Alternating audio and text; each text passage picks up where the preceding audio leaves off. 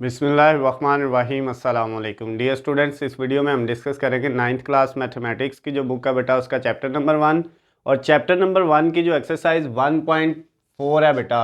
1.4 exercise का first वाला question 1.4 exercise का जो फर्स्ट वाला क्वेश्चन है बेटा उसके 5 जूज़ हैं आपके पास, 5 पार्ट हैं। ये फर्स्ट वाला, ये सेकंड वाला, थर्ड, ये फोर्थ और ये लास्ट वाला बेटा फिफ्थ वाला है। इसमें आपको दो दो मैट्रिसेस दिए हुए हैं हर पार्ट के अंदर। इसमें भी दो मैट्रिसेस दिए हुए हैं, इसमें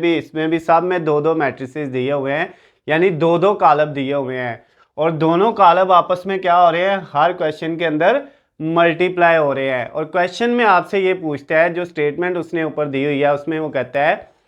क्या ये जो मैट्रिसेस हैं ये क्या है, आर कंफर्टेबल फॉर मल्टीप्लीकेशन, यानी these two matrices are comfortable for multiplication. क्या ये जो दोनों कॉलम दिए हुए हैं, ये दो दिए हुए हैं या सारे जो दो दो कॉलम दिए हुए हैं, क्या ये एक दूसरे से जो है वो ज़रब हो सकते हैं, इनका जो है वो हासिले ज़रब कॉलम मुमकिन है या नहीं है। आपने हल नहीं करना, ज़रब देनी नहीं है, उसको मल्टीप्लाई करना नहीं है, सिर्फ ये बताना है मल्टीप्लाई हो सकते हैं या नहीं हो सकते। उसके लिए बेटा मल्टीप्लिकेशन का जो रूल है उसके लिए क्या है, यानी कब दो मैट्रिसेस खुद एक दूसरे से मल्टीप्लाई हो सकते हैं। जो मल्टीप्लिकेशन का बेटा रूल है, multiplication of to matrices,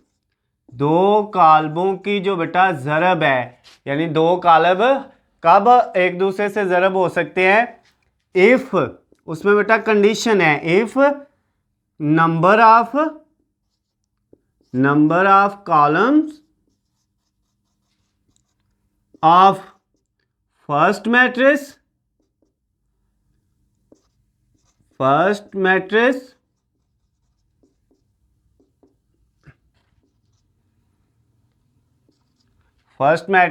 is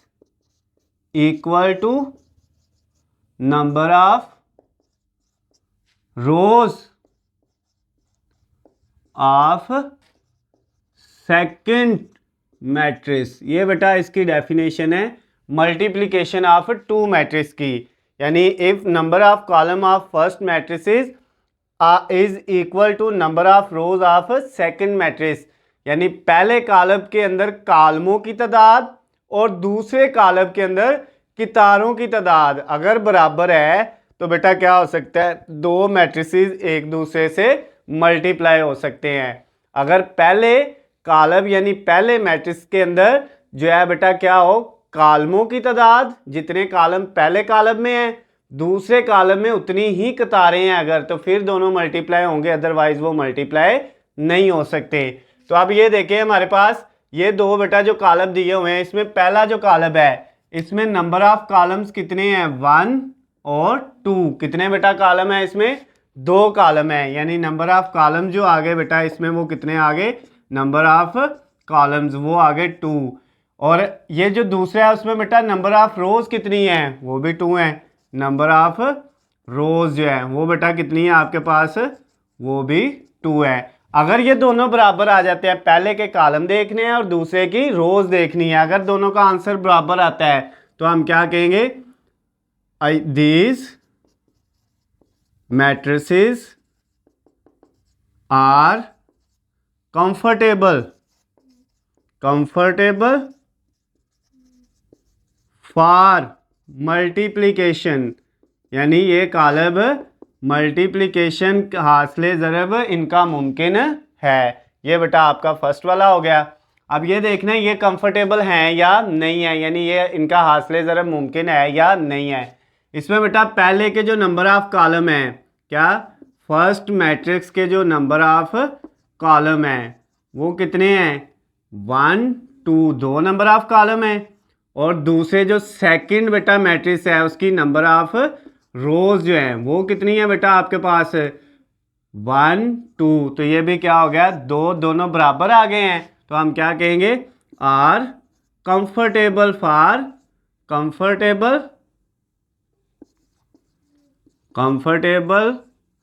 for multiplication, यानी ये भी मल्टीप्लिकेशन के लिए हासिल ज़रब इनका भी मुमकिन है। इसमें बेटा थर्ड वाले में देखें, थर्ड वाले में आपके पास नंबर ऑफ कॉलम कितने हैं, एक, यानी जो इसमें फर्स्ट में नंबर ऑफ कॉलम है वो बेटा एक है, और सेकंड के अंदर नंबर ऑफ रोज कितनी है, एक और दो। तो इसका मतलब ये हुआ कि इसमें बेटा नंबर ऑफ कॉलम और नंबर ऑफ रोज बराबर नहीं आए, ये बेटा एक जैसे नहीं आए दोनों, तो हम क्या कहेंगे, नॉट कंफर्टेबल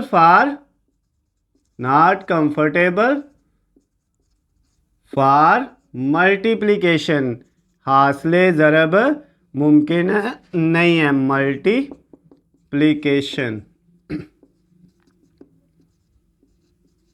ओके हो गया बेटा। उसके बाद फोर्थ वाला जो पार्ट है उसमें अगर हम काउंट करें तो उसमें देखें फर्स्ट के नंबर ऑफ कॉलम 2 हैं और सेकंड की नंबर ऑफ रोज भी बेटा कितनी है, 2 है, यानी फर्स्ट के अंदर जो नंबर ऑफ कॉलम है वो भी 2 है और जो सेकंड के अंदर नंबर ऑफ रोज हैं वो भी बेटा 2 है। अब दोनों का आंसर बराबर आ गया है, अगर बराबर है तो फिर क्या है, कंफर्टेबल फॉर मल्टीप्लिकेशन है, कंफर्टेबल फॉर मल्टीप्लिकेशन, हासिले ज़रब मुमकिन है। बस इतना आपने लिख देना है। और जो लास्ट वाला पार्ट है बेटा उसको अगर चेक करें, नंबर ऑफ कॉलम 1 2 3, फर्स्ट के जो नंबर ऑफ कॉलम आ रहे हैं वो बेटा कितने आ रहे हैं, फर्स्ट के अंदर वो 3 आ रहे हैं, और सेकंड के अंदर बेटा आपने नंबर ऑफ रोज निकालनी है, वो कितनी है,